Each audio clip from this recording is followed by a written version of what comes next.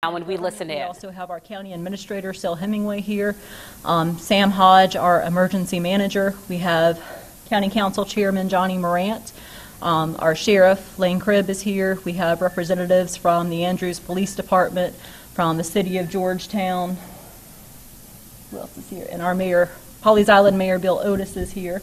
So we should have just about every area of the county represented to filter questions. So we're going to have Mr. Hodge come up and kind of give a briefing of what's gone on today and what the situation is.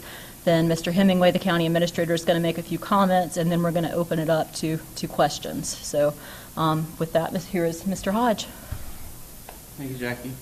I'm Sam Hodge. I'm the Director of Emergency Management for Georgetown County. This is the purpose of today's press conference is to make sure we all understand the situation at hand, what's going on, and where we're going to go from today. Pretty much what we know is we've been following the hurricane event for over a week now, which turned into a lot of rain and flooding events. So we've kind of gone from one disaster to another disaster to another disaster. The advantage of things like that is it gives us time to be on top of the game and be prepared instead of one of those short notice events. Pretty much the situation that we have is we've had a lot of rain across the Carolinas, from Columbia to Greenville on down, and as we know, the way our river systems are set up, they eventually come to the coast. And Georgetown County, being the wonderful coastal county that we are, this is probably their last stop before they go out into the Atlantic. So we're just going to have to deal with them while we're here. There's three major areas of concern that we have across Georgetown County, and that is the Mingo Creek area, the Black River, and the PD River. Those are the areas that have had some flooding over the past couple of days. There have been some bridges that the Department of Transportation have closed. We've reopened up some, then we've closed some more. So it's kind of a situation where when the waters move, they may rise and they'll fall and they may rise again. So the three areas that we're concerned about, which I want to recap one more time, the Mingo Creek area, the Black River, and the PD. Those low-lying areas toward the center of the county are where that we have the most flooding and the most concern. And what we're asking our residents to do, if you live in those areas, to be very vigilant, know what's around you, and be prepared to evacuate if the situation warrants. We've already had some people evacuate. We've performed some rescues.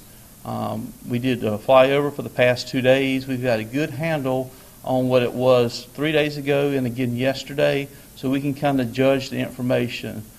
We have information coming in from many different sources, from the River Gauge to the Coast Guard, National Weather Service. They're all providing us different types of intel on the heights of the rivers and things like that. So the good thing about it is we already had our teams in place, and now we're moving on from the hurricane to the flooding event. But the key is that people be ready to evacuate if told to do so. That will be a local decision. The governor currently, as of today, will not issue evacuation order for Georgetown County. That is a local decision. It's very hard to do a blanket evacuation order when we're only talking about 3 or 4 small pockets of area across the county. Like I said, those 3 river areas are the ones that we're concerned about.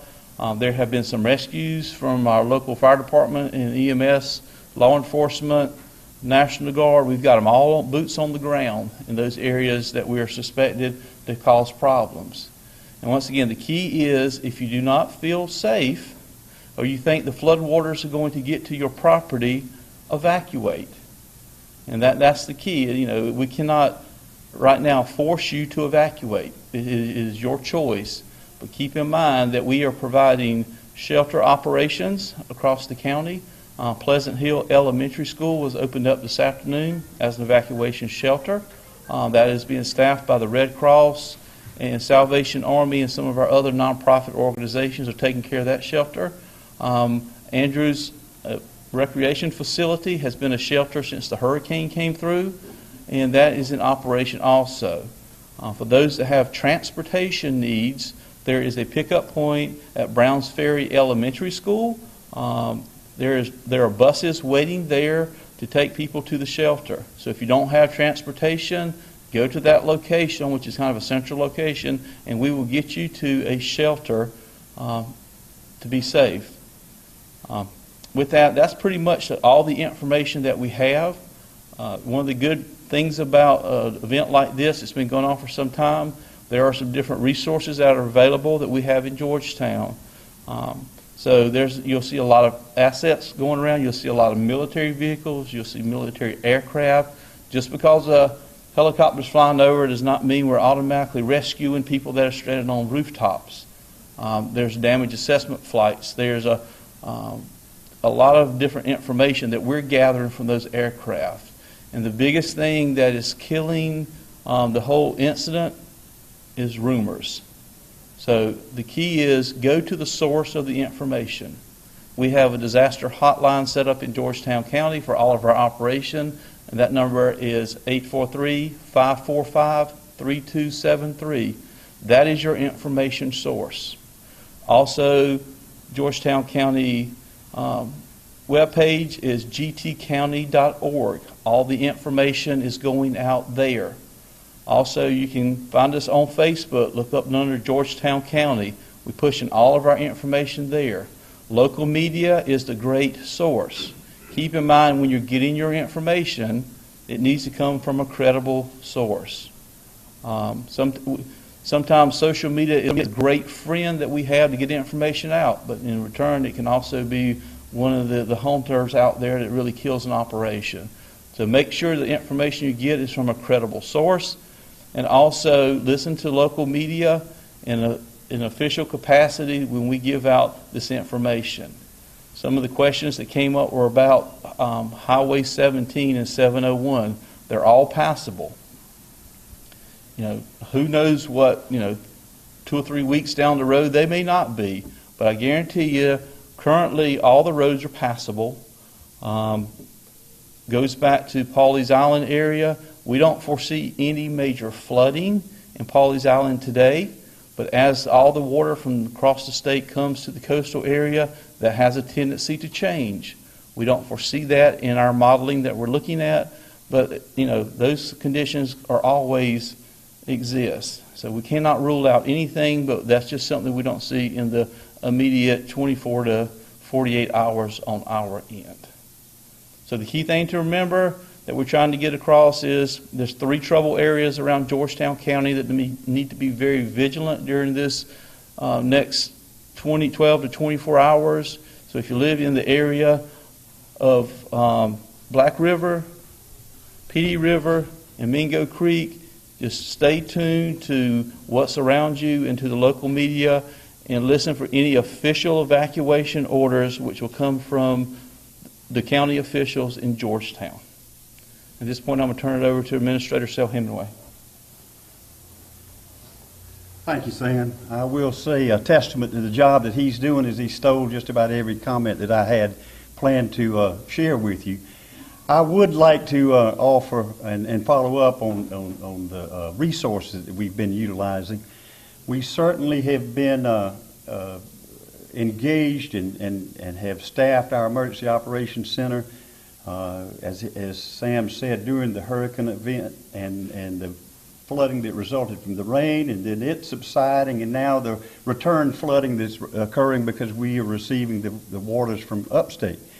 Throughout that process, we have in our center 24 hours a day representation from our municipalities, from our public safety divisions from the municipalities and from the county that are all sitting together along with utility providers, state agencies such as Department of Transportation, Department of Natural Resources.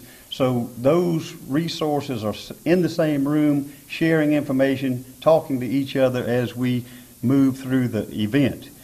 Our goal is to keep our citizens safe, but in doing so, not to cause a disruption of life for those citizens that don't necessarily have an emergent situation.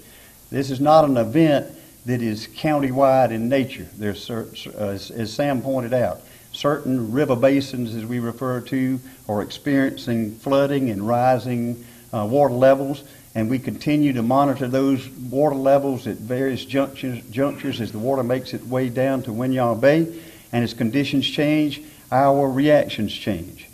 Now, I'm careful with that word reaction because I don't want to paint a picture that we're just waiting till something happens and then we react to it without any pre-thoughts. We have engaged and taken advantage of the resources that have been offered to us. For example, we have counterparts of SAM emergency managers from other counties in the state have volunteered their services, and we've involved them in the process. Resources from General Livingston and the National Guard, lots of resources that we've taken advantage of from that agency. Department of Transportation, Department of Natural Resources, we've got those people and those assets on standby to be able to activate on a short notice should we see conditions change in different parts of the county. So again, our effort is to balance the response in a manner that addresses the issues, addresses the areas of concern, while not disrupting areas that don't necessarily have those problems. It gets very tedious at sometimes in making that balance. And again, as Sam's pointed out, we have to make decisions and we have to utilize the resources we have to notify the citizens when that happens. Again, I urge you to rely on the resources that have been identified, namely our emergency call center, our Facebook page, our web page. You know, that's where the information that we are putting out is being posted. We have a number of other representatives that we introduced earlier. We'll be glad to entertain any questions that you may have, but again, I can't overemphasize the point that our mission is to protect and preserve the lives of Georgetown County citizens and visitors, as well as to minimize property damage. We have been listening in to a news conference in Georgetown County, officials warning people in that area to be ready to evacuate if instructed by local government. The main areas of concern are the areas around the Black River, the PD River,